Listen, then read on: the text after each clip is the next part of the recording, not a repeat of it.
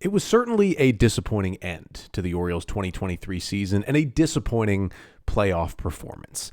But that shouldn't take away from how incredible the regular season was. 101 wins, a division title, and one of the best Orioles teams we have seen in a long, long time. So what will you take away from this season? What will your main memories be of the 2023 Orioles?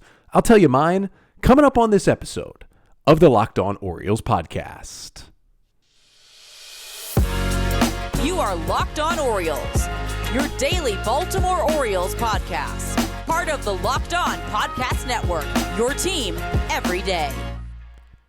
Hey there, Orioles fans. Today is Friday, October 13th, 2023, and welcome back into the Locked On Orioles podcast, part of the Locked On Podcast Network, your team every day. As always, I'm your host, Connor Newcomb, and coming up on today's episode, we're going to look back at the 2023 regular season for the Orioles, because yes, the playoffs certainly ended poorly earlier this week, but it was an incredible season when the Orioles finally burst onto the scene coming out of this rebuild. And, you know, we're not going to have really any playoff moments to remember from this Orioles team. They got swept out of the ALDS. Really nothing positive happened in those 3 games. So when you think back on the 2023 Orioles, what will you remember? Now, I'm asking all of you, please leave in the YouTube comments what you'll remember from this season.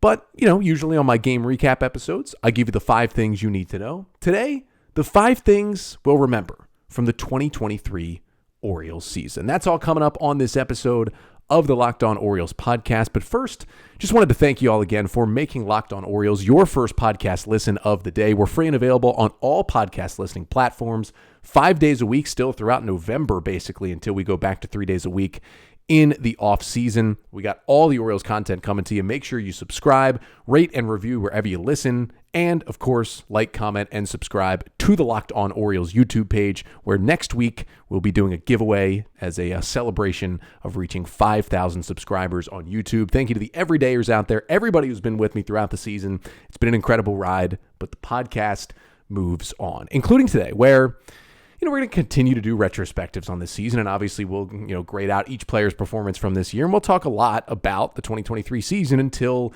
free agency and the offseason really opens up once the World Series is over. But for now, it's a lot of looking back at what could have been, and some of that's going to be in a negative connotation, but today's episode is going to be all positive.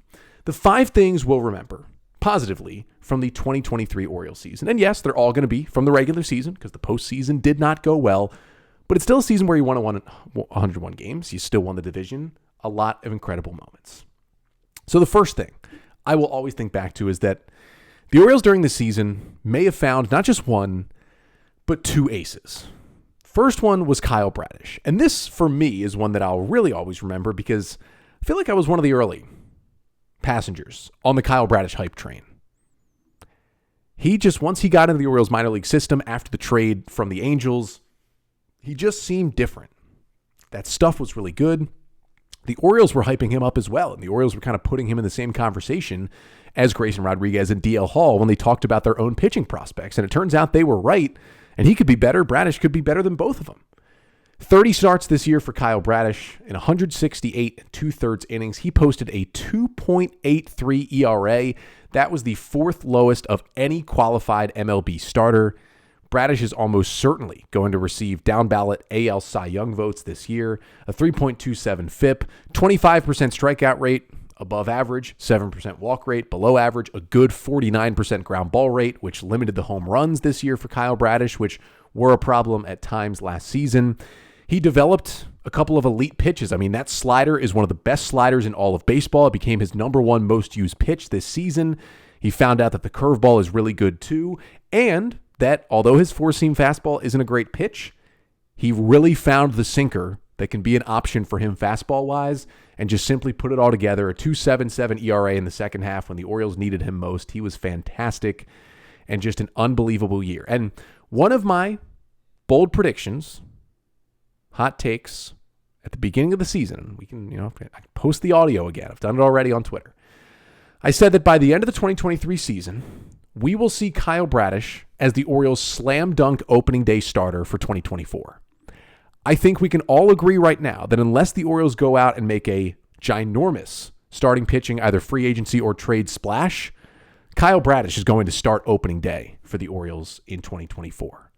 But it wasn't just Bradish. It was also Grayson Rodriguez. And now, of course, Grayson didn't put together the entire body of work that Bradish did in 2023. It was a struggle for Grayson those first 10 starts in April and May when he was making his first appearances in the big leagues. But after he went down to AAA for a bit, figured things out, and came back up, he had a 2.58 ERA in the second half of the season. Now, his total stats for Grayson Rodriguez in his rookie year: 23 starts, 122 innings, 4.35 ERA, 25% strikeout rate, 8% walk rate, and a 47% ground ball rate. All those things very similar to Bradish. It's just he gave up way too many extra base hits and home runs in those first 10 starts, and that's why the ERA is above 4 instead of below 3 like it is for Kyle Bradish. But again, he was basically just as good as Bradish in the second half, was incredible down the stretch. I get that he was really bad in the one postseason start. It was not good. It was an inning and 2/3 and 5 runs. It did not set up the Orioles well in that ALDS against the Rangers. But he will learn from that. It's his first postseason start. We saw how his first major league starts went. First postseason start kind of went similarly. He'll be back. He'll pitch better in the postseason. And again, if the Orioles don't make a big splash, Grayson Rodriguez is your number 2 starter going into next year and could develop into just as good, if not better, than Bradish. The Orioles have a legitimate 1-2 punch moving forward. Second thing we'll always remember from 2023 is that the Orioles, in multiple cases, but specifically with one hitter and one pitcher this season, showed you that the Orioles can fix you. The Orioles are now a player development machine that not only drafts well and develops their homegrown players well, but can also grab players who are struggling with other teams and basically fix them and make them successful. And the two main success stories this year were Ryan O'Hearn on the position player side and Yennier Cano on the pitching side. Let's start with O'Hearn, who came up in 2018 with the Royals as a rookie after being a high draft pick and was really, really good down the stretch with the Royals in 18. I mean, really, really good. They thought they really had something. And he came out in 2019. They were expecting to give him every day at-bats for the Kansas City Royals.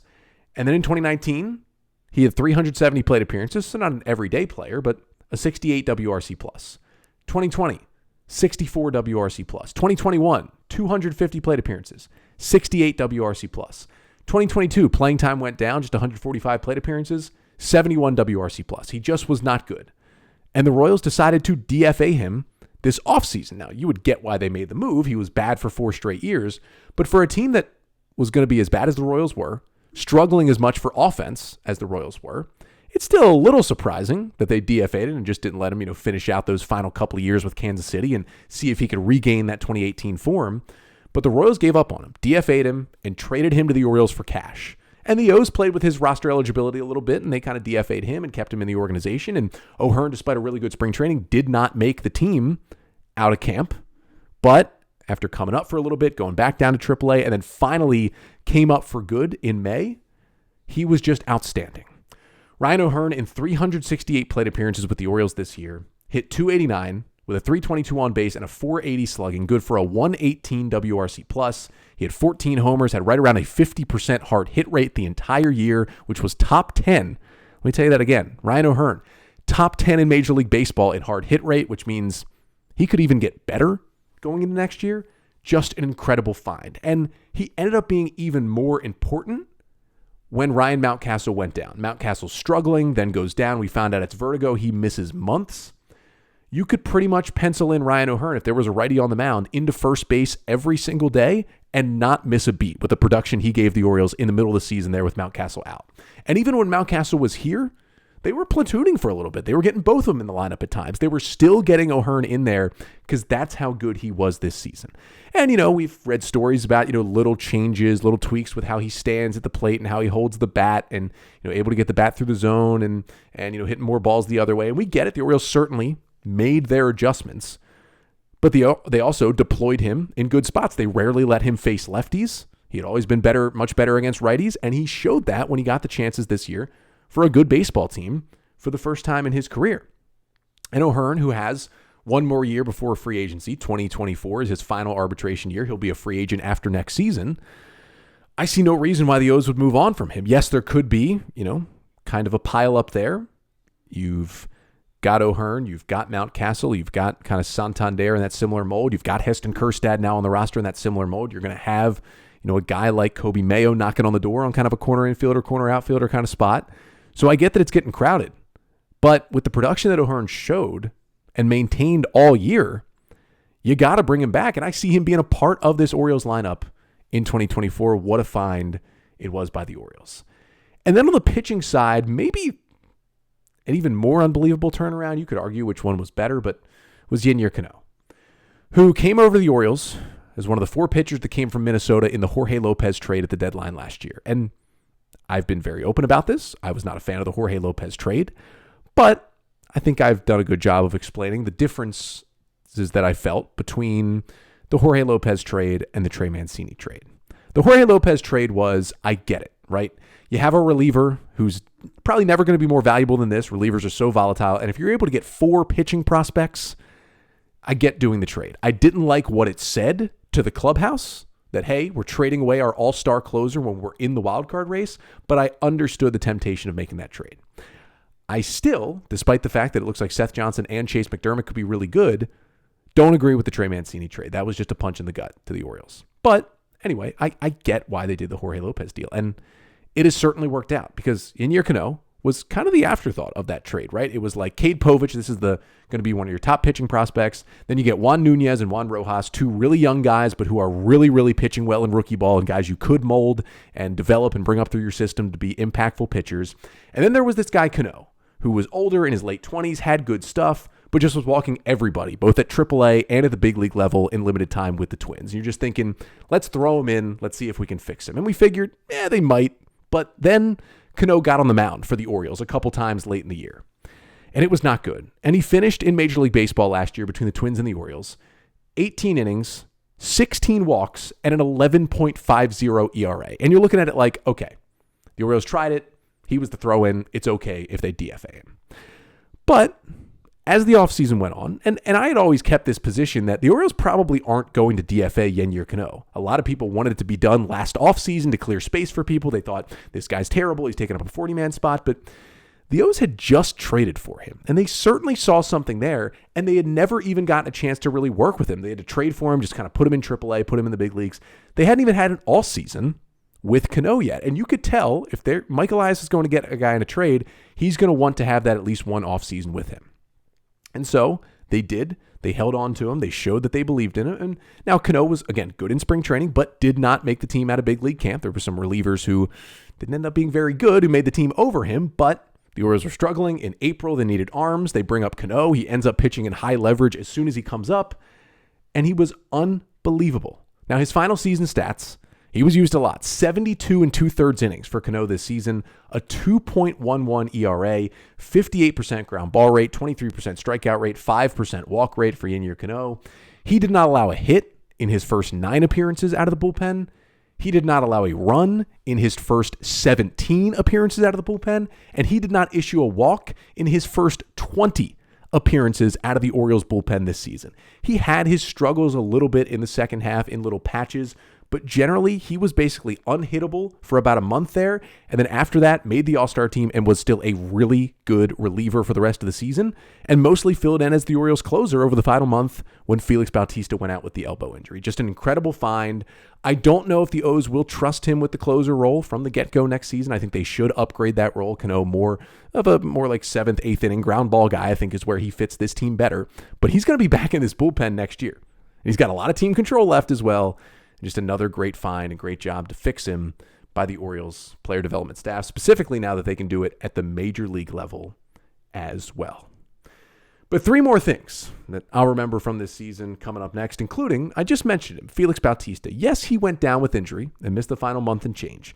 But before that, it was must-watch TV every single night he pitched, and we'll talk about that coming up next.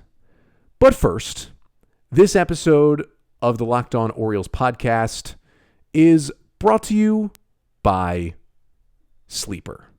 Now, we are into the Major League Baseball postseason, and it's pretty fun to turn on baseball every single night, but it can be even more fun when you download Sleeper, because you can pick more or less on a multitude of stat categories for all your favorite players. Maybe, left in the postseason, a guy like Corbin Carroll, maybe a guy like Trey Turner, maybe a guy like Adolis Garcia, maybe a guy like Yordan Alvarez. Pick more or less for hits, home runs, strikeouts, walks, and more. And you could times your money by 100 with Sleeper. They've got an app. It's super easy to use. You make your picks. It can be done in less than a minute. And use promo code LOCKEDON, and you'll get up to a $100 match for your first deposit. Terms and conditions apply. See Sleeper's terms of use for details. Check out Sleeper today.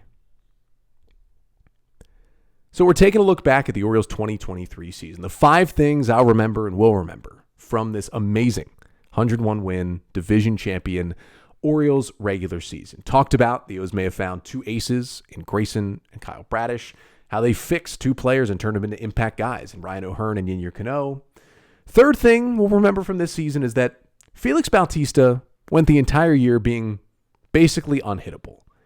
It was an unbelievable season for Felix Bautista. And of course, he broke onto the scene in 2022, making the roster, moving his way up, becoming the closer after the Orioles traded Jorge Lopez at the deadline, and being incredible down the stretch to keep the O's in that playoff race. But he came back this year, had a little bit of a leg injury at the end of the year last year, came back this year, and after a little bit of a scuffle in his first few appearances of the year, including that series in Boston, which didn't go great, he was just absolutely dominant this year. And there is no question about it. Despite the fact that he missed a month at the end of the year, he was the best reliever in baseball, full stop, in 2023.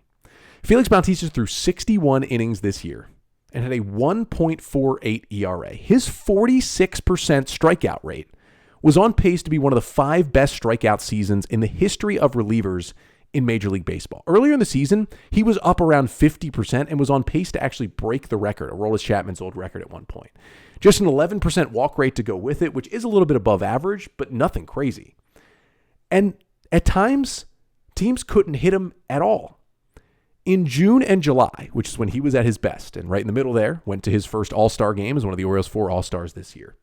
He threw 24 innings for the Orioles between June and July. He allowed just 11 hits and 1 earned run in that stretch, and only 2 of those 11 hits were extra base hits. 1 double, 1 homer, and 9 singles against him. That's all people were getting. 1 run. He hit 2 batters. He walked only 4 batters and struck out 47 hitters in 24 innings of work. That stretch in June and July is one of the best stretches you will ever see from a reliever. That is how dominant was Felix Bautista this season. And I get, maybe when we have this memory, it won't be all happiness, because when you build in the memory of the 2023 Felix Bautista season, it will always end with what happened at the end. The 0-2 pitch he threw with 2 outs in the 9th inning against the Colorado Rockies on August 25th, 102-mile-per-hour fastball that missed very up and away, immediately hangs the arm down, trainers come out, and Felix Bautista leaves the game and will not be back on the mound for the Orioles until 2025. They called it a UCL injury, a partial tear. They tried to bring him back. He threw bullpens. The sim game he threw apparently did not go well, and the Orioles shut him down. And this week, Bautista underwent successful Tommy John surgery. So he's going to be out for the entirety of the 2024 season. And then the hope is he'll be back and ready to go for opening day 2025, but there can be setbacks and other things, so you never know. He could miss a little time at the beginning of 2025 as well. But even with the missed month at the end there, and the Orioles bullpen did a nice job picking up the slack with him out, that season that we saw until the injury was the most dominant reliever season I've seen since Zach Britton in 2016. And overall, that's the second most dominant season I've ever seen from a reliever. It was just ridiculous. The fastball at 100 up in the zone, the disgusting splitter, even his slider was looking even better, his number 3 pitch here in 2023. It really is sad, right, that we're not going to get to watch Felix Bautista pitch until 2025. He is must-see TV when he is out there. Just so fun to watch him baffle hitters. I can't wait to see him step back on that mound. Now, we've got 2 more things to get to that we will remember from 2023. First of all, we'll talk comebacks. O's had a lot of them. And then just the vibes that this Orioles team put together. Pretty immaculate at times this season. We'll get to that to finish off the pod coming up next. But first, this episode of the Locked On Orioles podcast is also brought to you by FanDuel. Now, October baseball is back. Unfortunately, the Orioles aren't playing October baseball anymore, but you can make your postseason debut with FanDuel, America's #1 sportsbook. Join FanDuel today and you'll get started with $200 in bonus bets, guaranteed, when you place your first $5 bet. Just visit FanDuel.com/lockedon to create your new account. Then you can get in on the action from the first pitch until the final out. Bet on everything from strikeouts to home runs to who will win the game. If you don't want to wait the whole game to get a W, you can predict what will happen in the next at-bat with quick bets. So head over to FanDuel.com/lockedon right now. Step up to the plate this postseason with $200 in bonus bets guaranteed. Make every moment more with FanDuel, official sports betting partner of Major League Baseball. So what will you remember from the 2023 Orioles season? Talked about Bradish and Grayson becoming aces. Talked about O'Hearn and Cano fixing themselves. Orioles fixing them. Talked about the dominance of Felix Bautista. The fourth thing I'll remember from 2023 is the Orioles' comebacks. They finished the regular season with 48 comeback wins, which was tied for the most in baseball. Only the Cincinnati Reds matched the O's, also with 48 comeback wins in 2023. It was unbelievable what the Orioles did. And funny enough, only 3 of those 48 comeback wins were ninth-inning comebacks. And both of those ninth-inning comebacks came at the end of the year. There weren't many of them throughout the season, yet 6th, 7th, 8th inning, that was the Orioles' time this year. It felt like when you got to the 7th and you got into a bullpen, that's when the Orioles started to wake up and just won so many games that they trailed for a good chunk of the middle portion of the outing. And I just wanted to, I'm not going to mention every single of the 48 comebacks. Some of them were, hey, the Orioles gave up 1 in the top of the first. They scored 2 in the bottom of the first and went on to win. That's considered a comeback win. So I get, not all 48 comeback wins are treated equally. And I get that. But I wanted to highlight some of my favorites, kind of go through the timeline. April 23rd, former Orioles prospect Eduardo Rodriguez and the Tigers come into Baltimore on a Sunday. He's got a perfect game through 6 2/3 innings. Yet the Orioles break it up. They score 1 in the 8th to tie the game. They score on a walk-off wild pitch in the 10th and win it 2-1. May 20th, the coming out party of Ryan O'Hearn in Toronto, big divisional game. O's down 5-2 in the 8th, 2 on, 2 out. O'Hearn takes all-star closer Jordan Romano deep to tie the game in the 8th. Orioles get a run in the top of the 10th. Felix shuts it down. O's win that one in Toronto. May 24th, things aren't looking so hot. A night after Aaron Judge hit a walk-off homer to beat the Orioles in Game 1, the O's trailing in Game 2 score 8 runs in the 7th inning to come back and beat the Yankees 9-6 at Yankee Stadium. That was a fun one. June 8th, Orioles, who had looked miserable in a series in Milwaukee, had lost the first 2 games of the series, it was some of the worst baseball they had played all year in that Brewers series. They come out in Game 3, and they're down 3-0 heading into the 7th inning. It's looking like they're going to get swept for the first time this season. Then they score 1 in the 7th, 2 in the 8th, and 3 in the 9th, with Gunnar Henderson hitting a huge 2-run homer, and they beat the Brewers 6-3 to stave off the sweep. July 2nd, Orioles in the midst of probably their worst stretch of the season, where they lost 6 out of 7 and everybody lost their minds and completely jumped off the bandwagon. This was the one win in the 6 losses in 7 games. They're getting shut out by the Minnesota Twins. The offense looks putrid all weekend, but it's only a 1-0 game. And they get themselves a little RBI single. They get themselves a little RBI hit by pitch with the bases loaded off of Joan Duran, one of the best relievers in baseball, and they beat the Twins 2-1 with 2 runs in the 8th inning. August 25th, on the night that Felix Bautista gets injured. Before that, though, Gunnar Henderson, 2-run homer in the 8th inning, puts the Orioles up 5-4, and they go on to win the game against the Rockies. September 5th, a wild game in Anaheim. The Orioles score 2 in the 9th to take a 4-3 lead after blowing the lead just the previous inning. Then DL Hall, trying to get a save without Felix Bautista there, gets 1 strike away, gives up a run, bottom 9, but the Orioles score in the 10th, and Shintaro Fujinami looked the best he did in an O's uniform, closes it out in the 10th for a 5-4 Orioles win. September 17th, maybe everyone's favorite game of the year, Sunday against the Rays, that pivotal 4-game series. O's go down. Jorge Lopez gives up back-to-back homers in the 8th. They're down 3-1. You think it's over. Adley homers in the 8th to make it a 1-run game. And then with the O's down to their final strike and Jorge Mateo on first, Adam Frazier laces a ball right down the third base line. Mateo scores to tie it. Adley gets an RBI single with 2 outs in the 10th to tie it again. And then the Cedric Mullins walk-off sac fly wins it 5-4 in the 11th. Basically set up the Orioles perfectly to win the division and, of course, clinched a playoff berth on that day as well. And then the very next day, it was Cedric Mullins again. Down 7-5 in Houston in the 9th inning. Ryan Presley, one of the best closers in baseball. Mullins launches a 3-run go-ahead home run in the top of the 9th. The Orioles somehow hold on in the bottom half to win it 8-7. Those are just some of my favorite comebacks of the year that I'll always remember. These will be the comeback Orioles.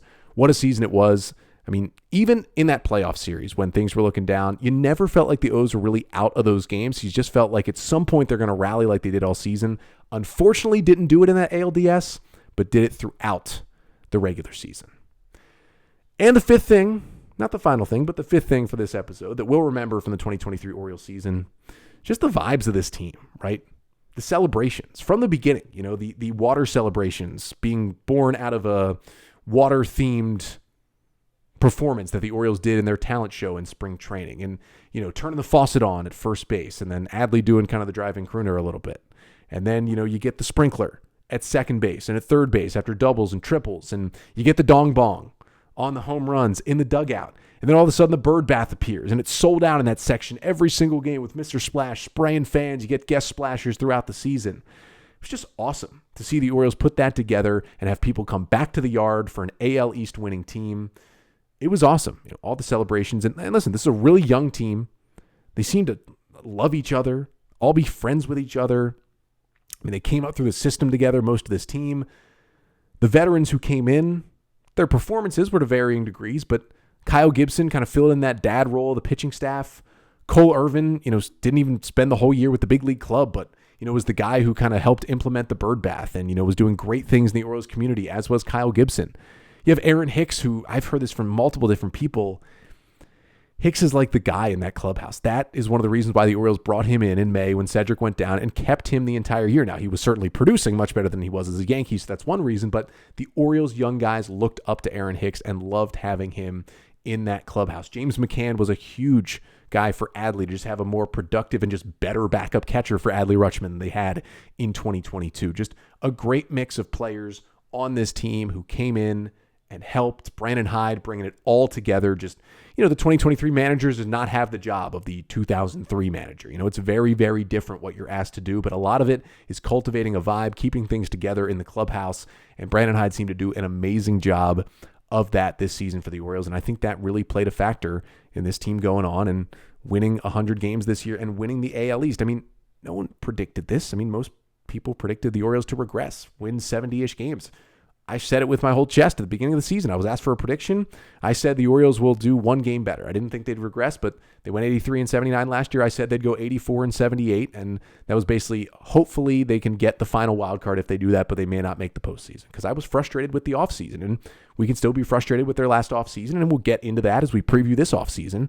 But they won 101 games and won the AL East, which was mostly regarded as the toughest division in baseball this year. The Rays won 99 games behind them, and Toronto also made the playoffs. And guess what? Only one team finished below 500. That was the Boston Red Sox, and they were still a tough out all season, especially for the Orioles.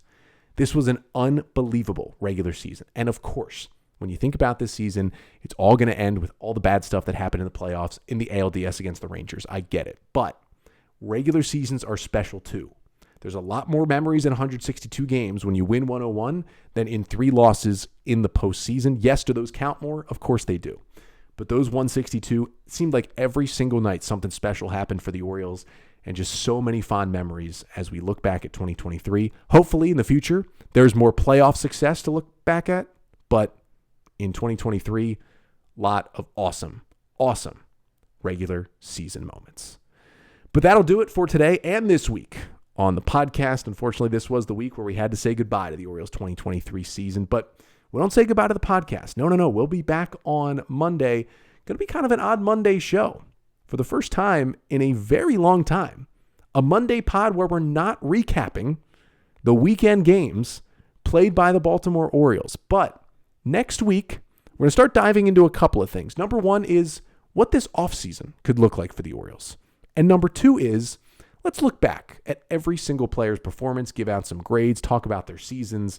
We'll start that up next week on the pod, beginning when I'm back with you on Monday. But until then, I'm Connor Newcomb, and this has been the Locked On Orioles podcast, part of the Locked On Podcast Network. Your team every day.